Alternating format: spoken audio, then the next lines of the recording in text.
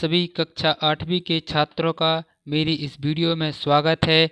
तो बच्चों, आप सभी के अर्धवार्षिक के पेपर जो कि आपके सोमवार से शुरू होने जा रहे हैं, दिनांक है 16।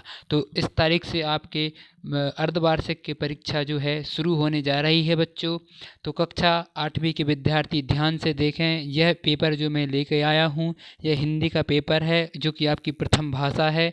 और यहाँ पर आप देखिए बिल्कुल एग्जैक्ट फॉर्मेट है। और भी मैंने देखा यूट्यूब पर गुमराह कर रहे हैं, यह थोड़ी सी अच्छा क्वेश्चन है और ये मॉडल पेपर नहीं है। आप देख सकते हैं इस प्रकार के आपको क्वेश्चंस अच्छे से याद कर जाने हैं। इसी प्रकार का जो प्रश्न पत्र है आपको हो सकता है परीक्षा में देखने को मिल जाए, इसलिए इन प्रश्नों को अच्छे से करके जाइए, अच्छे से तैयार करिए। बिल्कुल आप मजाक में बिल्कुल ना लें इस प्रश्न पत्र को और ना इन क्वेश्चनों को मजाक में लें। आप इन प्रश्न पत्र को अच्छे से एक बार पढ़ लें, अच्छे से एक बार इनके जो भी क्वेश्चंस मैं आपको बता रहा हूँ अच्छे से तैयार कर अपने अपनी परीक्षा में जाइए। क्योंकि अगर आप चाहते हैं आपके पूरे में से पूरे अंक आएँ, 60 में से 60 अंक आएँ, तो आप इस प्रश्न पत्र को रट कर जाएंगे तो आपको 60 में से 60 अंक प्राप्त होने की मैं 90% गारंटी दे सकता हूं। और दोस्तों देखिए, यह जो आपका पेपर होने जा रहा है यह 2.5 घंटे का पेपर होगा इसमें। और यहाँ पर देखिए एकदम सही है, यहाँ पर एक कोड था तो मैंने ये डिलीट कर दिया है थोड़ा सा। और देखिए यहाँ कक्षा 8वीं का प्रश्न पत्र है। तो विद्यार्थियों, सबसे पहले मैं आप सभी को बता दूं, यहाँ पर आपका जो सबसे पहले रहेगा, यहाँ आपको बहुविकल्पीय प्रश्न देखने को मिलेंगे जो कि 1 से 5 प्रश्न रहेंगे। इस पूरे प्रश्न पत्र में आपको 26 प्रश्न पूछे जाएंगे। कितने प्रश्न पूछे जाएंगे बच्चों?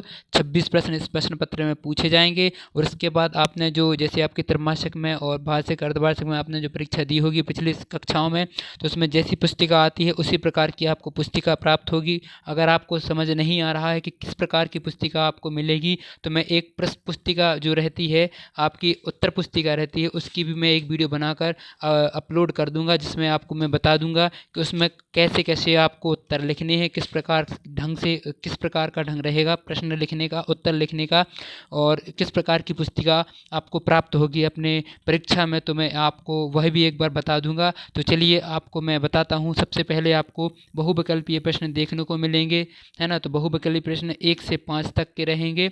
और जो कि सबसे पहला यहाँ पर निर्देश पढ़ सकते हैं आप, यहाँ लिखा गया है, निर्देश सही विकल्प चुनकर उत्तर लिखिए, प्रत्येक प्रश्न के लिए 1 अंक निर्धारित है। 5 प्रश्न रहेंगे तो 5 अंक निर्धारित रहेंगे, एक प्रश्न को 1 ही अंक प्राप्त होगा। तो सबसे पहले देखिए यहाँ पर दिया गया है हमें पहला प्रश्न, चंदेलों का राज्य किसके समय भारत का सबसे शक्तिशाली राज्य था? जो चंदेल थे तो उनके समय पर भारत का जो सबसे शक्तिशाली राज्य किसका था? परमारदेव राजा धनढंग का, या फिर त्रिलोक्य वर्मन का था, या फिर जो लास्ट ऑप्शन आपको दिया गया है जयशक्ति, इनका था। तो इसका सही उत्तर मैं आप सभी को बता देता हूँ। इसका सही उत्तर है परमार वंश, परमार देव। जब परमार वंश था ना, उस टाइम पर जो चंदेल राज्य था इनका शक्तिशाली राज्य चलता था, शक्तिशाली शासन था। तो आप सभी ने ये अपनी हिंदी की किताब में पढ़ा भी होगा। उसके बाद देखिए प्रश्न दूसरा हमें दिया गया है, ICS की परीक्षा में बैठने वाले व्यक्ति इनमें से कौन थे? तो इसमें जो आपने देखा होगा अभी UPSC एग्ज़ाम होने लगी है IAS के लिए, है ना। और पहले के टाइम पर जब अपनी आज़ादी के टाइम था, उसके पहले जब परीक्षा होती थी तो उसका नाम था ICS। तो उस टाइम का जो कलेक्टर बनता था वो ICS परीक्षा को देने के बाद ही बनता था। तो उस टाइम पर हमारे जो भारत से सुभाष चंद्र बोस थे, इन्होंने वो परीक्षा दी थी। और इसका सही उत्तर क्या हो जाएगा? सुभाष चंद्र बोस इसका सही उत्तर हो जाएगा। तो चलिए देखते हैं आगे के प्रश्न। तो हमें यह तीसरा प्रश्न है जो कि दिया गया है, 64 योगिनी, जो 64 योगिनी मंदिर है, यह मंदिर कहाँ पर स्थित है? आपको यह बताना है कि जो 64 योगिनी मंदिर कहाँ पर है, मदन महल में है, या फिर त्रिपुरा में है, या भेड़ाघाट में है, या तिलवारा में है। तो आप सभी को इसका सही उत्तर पता भी होगा कि जो 64 योगिनी मंदिर है वह जबलपुर में भेड़ाघाट के पास में है। जबलपुर में भेड़ाघाट है ना, 64 योगिनी मंदिर वहीं पर है। भेड़ाघाट धुआंधार गए होगे आप तो उसके आगे ही आप जाओगे, 1-2 किलोमीटर पास में है 64 योगिनी मंदिर। जरूर आप एक बार वहाँ जाकर घूम के आइएगा, है ना। चलिए देखते हैं अगला प्रश्न जो आपका है, यह है चौथा प्रश्न है। इसमें पूछा गया है कि धन का स्वभाव कैसा होता है।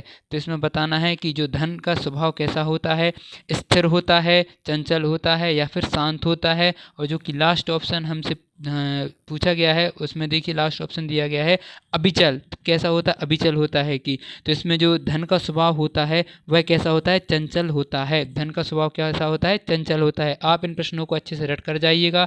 आपको एक एक अंक में पूरे पूरे प्रश्न आपको मैं बता रहा हूँ। बिल्कुल 100% ये प्रश्न अगर आपको हो सकता है छप जाएँ, और छप ही जाएंगे आप। ठीक है, उसके बाद देखिए अब इन सब चीज़ों पर गौर नहीं कीजिए आप, तो प्रश्नों को अच्छे से पढ़कर जाइएगा, आपको जरूर मिलेंगे ये प्रश्न। उसके बाद देखिए प्रश्न नंबर 5वां, हे भगवान वाक्यांश में कौन सा विराम चिन्ह लगेगा।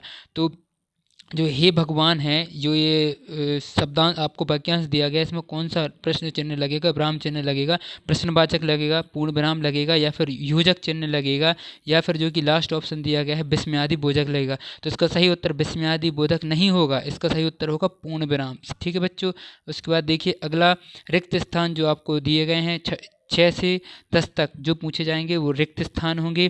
तो इसमें आपको नीचे दिए गए रिक्त स्थानों की पूर्ति कीजिए। प्रत्येक प्रश्न के लिए 1 अंक निर्धारित है। तो देखिए हमें छठवां प्रश्न है, जो छठवां प्रश्न हमसे पूछा गया है, 6 से 10 तक आपको रिक्त स्थान आएंगे। छठवां देखिए पूछा है, गुप्त वंश का राज्यकाल भारतीय इतिहास में के नाम से जाना जाता है। तो किसके नाम से जाना जाता है आपको यह पता करना पड़ेगा। आपको ये इसके मैंने आंसर्स नहीं अभी ढूंढे हैं, तो आप इनकी अपनी पुस्तिका में थोड़ा सी मेहनत आपको करनी पड़ेगी। मैं प्रश्न लेकर आया हूँ। देखिए यहाँ पर 7वां प्रश्न पूछा है, पंछी शब्द का तत्सम रूप क्या होगा। पंछी शब्द का तत्सम रूप क्या होगा यह बताना है आपको। 7वां प्रश्न के बाद 8वां प्रश्न हमसे पूछा गया है, भट्ट शब्द का अर्थ होता है। भट्ट शब्द का क्या अर्थ होता है। उसके बाद देखिए 9वां प्रश्न हमसे पूछा गया है कि बिश्नोई समाज की स्थापना सन खालिस्तान में की गई थी। बिश्नोई समाज की कब स्थापना की गई थी यह पूछा गया है। उसके बाद देखिए 10वां प्रश्न, जो कि 1-1 नंबर के प्रश्न है, देखिए यहाँ पर लिखा है। उसके बाद इसमें पूछा है कि ईमानदार का विलोम शब्द है, ईमानदारी का विलोम शब्द बताना है। उसके बाद ये अति लघु उत्तरीय प्रश्न है, जो कि आपके 2-2 अंक के आएंगे। तो मैं बच्चों ये नेक्स्ट वीडियो में आपको बताऊंगा। आज की इस वीडियो में इतने ही। मैं आपको कल जो वीडियो अपलोड करूंगा उसमें मैं आगे के प्रश्न और इन सभी के हल भी आपको बताऊंगा।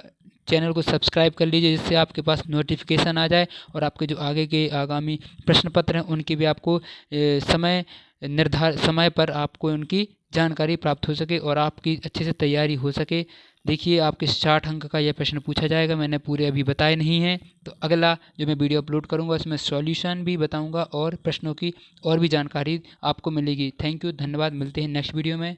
अगर वीडियो पसंद आई हो, क्वेश्चंस अच्छे लगे हैं तो लाइक ज़रूर करिएगा।